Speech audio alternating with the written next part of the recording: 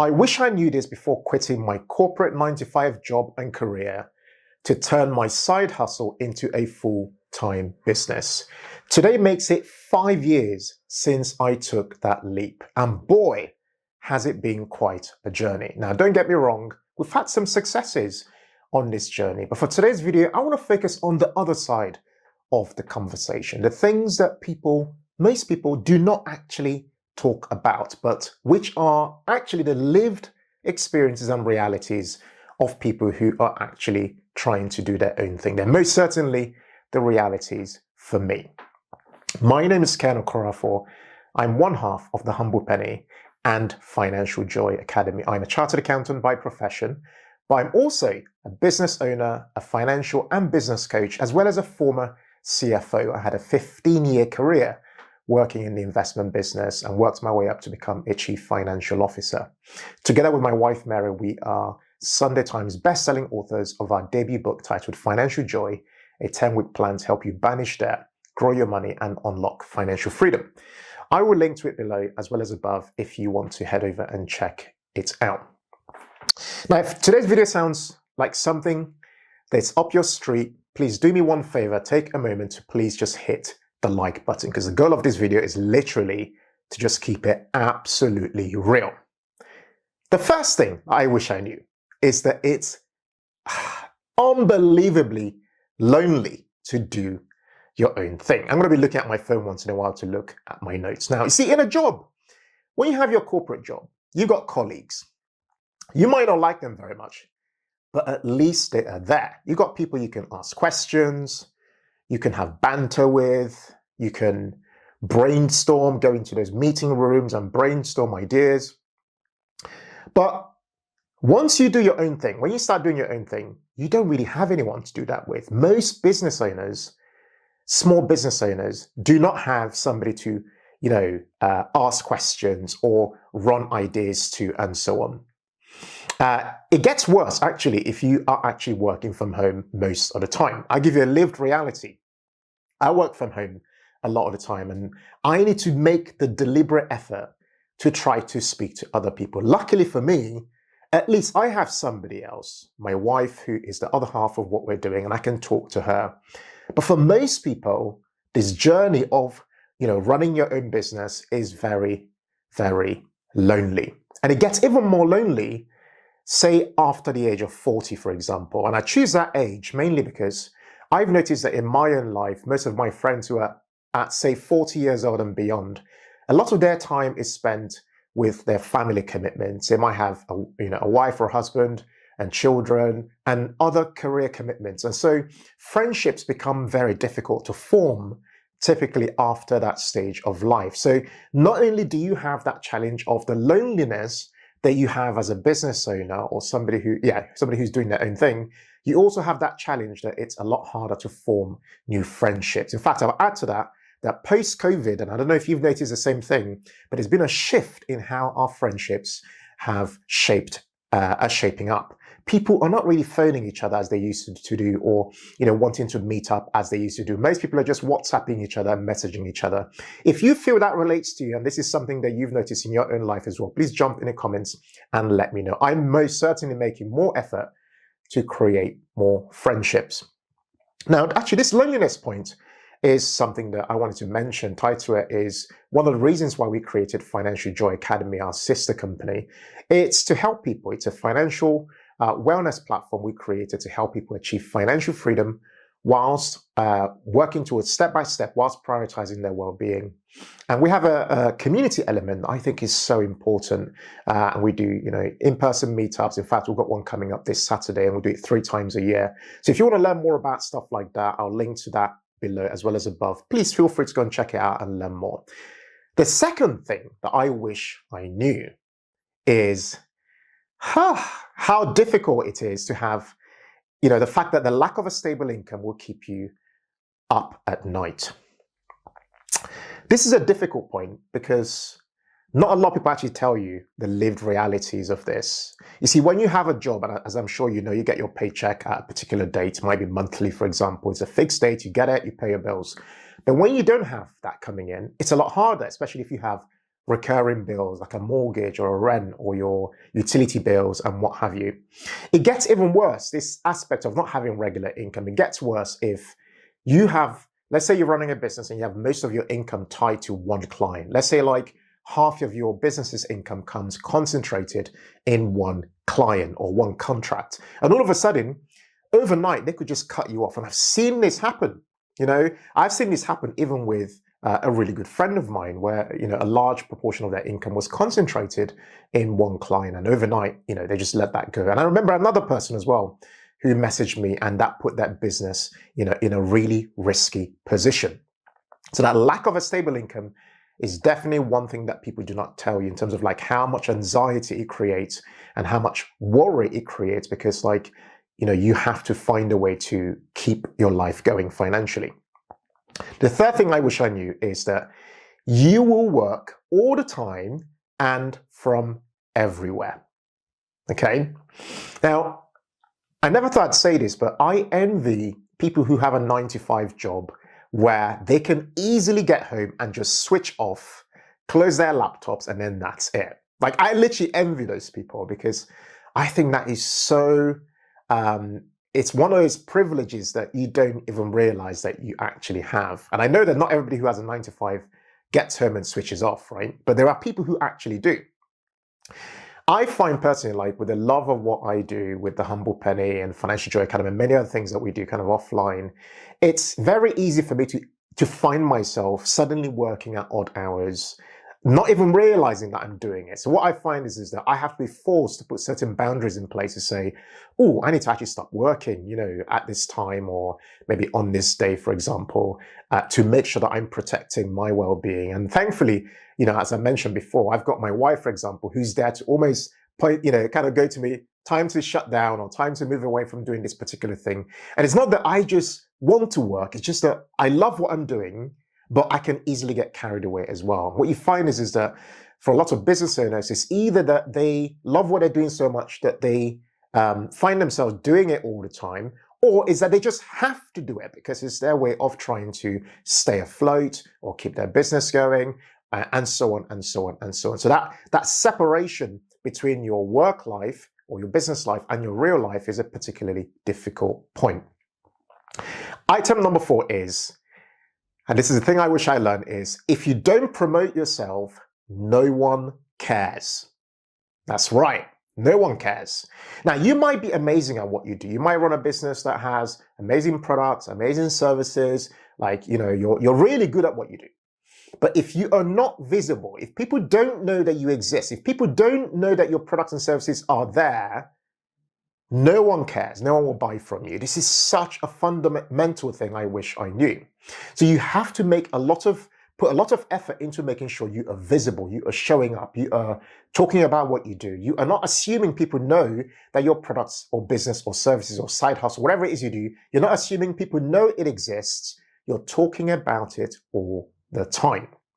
And the funny thing about this is you might have somebody else who's actually, they've got pretty inferior products or pretty inferior services, but because they show up more often than you do and they seem to be, ever present, those people who were meant to be your customers might end up becoming their customers or buying their products or buying their services instead of coming to you. This is a tough one, but this is the lived reality that no one really tells you. Number 5 is that many will not tell you what is actually working. I find it so rare to find people who tell you the truth and nothing but the truth. It is so rare to find such people because a lot of people just sugarcoat what they're doing and just pretend that things are going well all the time. I can't be that person. I'll tell you straight away. People who know me personally will know. I'll tell you if things are going well, I'll tell you. If things are not going that well, I'll tell you. And I'll tell you for fact, things are not always going that well. 100%. It's ups and downs every single day. It's almost like fighting fires a lot of the time. But will people really tell you that? Most people will not tell you that. And I find that this lack of transparency is actually has a cost, because the cost of that lack of transparency and honesty is that it results in people not being able to form true friendships. Another part to this point actually is about scarcity, having this scarcity mindset where people feel like if they tell you, what's working in their business, they are effectively giving away a part of what they're doing. When in actual fact, they don't realize that there is progress in vulnerability, in actually saying that, look, things aren't really going that well for me in this area of what I'm doing. Maybe we can share in our struggles and help and lift each other up. Point 6, and this one's going to hit home. Point 6 is that you will pay your team and you will pay your taxes regularly, but not yourself. That's right. The thing about running a business is that a lot of business owners end up finding out that the reality over time is that they are ultimately working for other people. Should you or do you want to pay yourself? It almost feels like a dream, like a pipe dream a lot of the time, because guess what? Before you pay yourself, you have to think, well, have I paid my team? Have I paid my expenses? Have I put money aside for my taxes? And so on, and so on, and so on. And then if you're really bad at managing your cash flow, because the lifeblood of anything, including your personal finances, is cash flow and your ability to manage it. If you're terrible at managing your cash flow, then it's complete downhill from there on, because you end up being broke because your business doesn't work and it almost feels like you're chasing your tail every single time. And don't get me wrong, I'm going to get to a point at a conclusion. Make sure you stick around for that, where I share there are some very important positive elements, because otherwise no one would do it, right? The number 7 thing that no one tells you is that underlying access to money is helping some people, but not other people. Let me explain what I mean. There are many people out there who run businesses that you might not see, kind of the underlying aspects of what they're doing, where the only reason they're able to exist and function and their business is able to work is because they've got financing. They've raised money. They've raised money from investors, yeah? And that money is something that, is depleting gradually over time, and they need to keep raising money to stay afloat. That's scenario 1. The second scenario is where people have friends and family or the bank of mom and dad, being what is actually keeping their businesses afloat. So the one thing I've learned, and I wish someone told me, but I guess, I've learned by doing it, is if you don't have any personal investment, or you don't have access to liquidity, or don't have access to your own money, or things that can keep you going, you will find it very difficult to become successful in business over time. Yeah. And the thing you find with most businesses is that they have neither of financing that they've raised or investment of their own or access to liquidity that could keep them afloat, which is why a lot of businesses end up not doing as well as they might want to do over time. There's a lot more I can share, but I want to come and draw a very important conclusion. The one very important thing I've learned, bear in mind, and I'll come to the point, make sure you stick around for it, as to what are some of the reasons why one actually does it. The one important thing I've learned on this journey is that I have grown a lot from running my own business. In fact, I feel one of the biggest benefits of running a business is that it's given me a hunter instinct. A hunter instinct. So I'm able to really get out there, find opportunities, I'm able to make things happen as a result of being my own business owner. I'm able to know what to focus on and know where the opportunity is and go for it and try to make it happen as best as I can.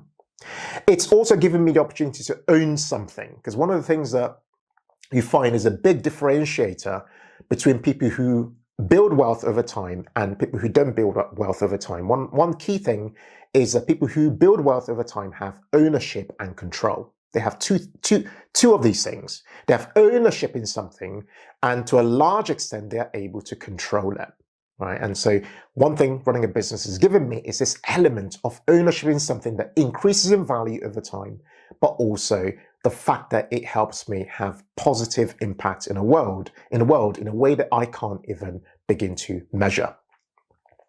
Plus, I've also learned that there is actually a way of running a business and making it successful over time. There is a way of doing it. And I've also learned that the business model that you choose to focus on actually matters a lot. Yeah. So for example, if you're able to create a business that has an element of, let's say, a recurring aspect of your income streams, where you have other income streams, where you have a recurring element of it that gives you cash flow, whilst you also own the intellectual property, if you're able to do that, then you are already at a place of massive advantage. I've also learned that in a more digital world, in a world that is becoming ever more digital, every day there are new innovations, things that are coming about. I've learned that in that world, a small global digital business is ultimately the way to go. I could be here in the UK, for example, and have people watching this video in Canada, in Nigeria, in Ghana, in Australia, in parts of Europe, in Asia, wherever basically. Yeah. So having that ability to operate from a place where you are, run in a way that's lean, use resources from around the world. We've got team members in the Ukraine, team members in Bangladesh, team members in Ghana, people who are freelancers who are helping to make the work that you see as the humble penny become a reality. Being able to do that in a lean way is why I say the small global digital business is the way to go. And if you can then combine what I've just said with surrounding yourself with the right people, with the right skill sets, and most importantly, with the right mindset, then, and only then, do you then start to give yourself the possibility of success in creating a business that actually works. Guys, I really hope you've enjoyed today's video. I've just kept it real, as you can see. I think this aspect of running a business is things that people don't usually talk about. But I'd love to hear from you guys in the comments. What aspect of what I shared today really hit for you? Whether you are somebody who doesn't have a business and is thinking about one day having a side hustle or a business, or whether you are somebody who has a business, I'd love to hear from you in the comments. Jump in the comments and let me know. If you really enjoyed this video, please take a moment, hit the subscribe button, because that gives us a signal that the videos we're creating matter to you as well. And before you run, please head over and watch this next video over here where we shared 10 things you must do before starting your own business or side hustle. I think you are absolutely going to love it. Take care, guys. And as always, in all things, be thankful and seek joy. Bye-bye for now.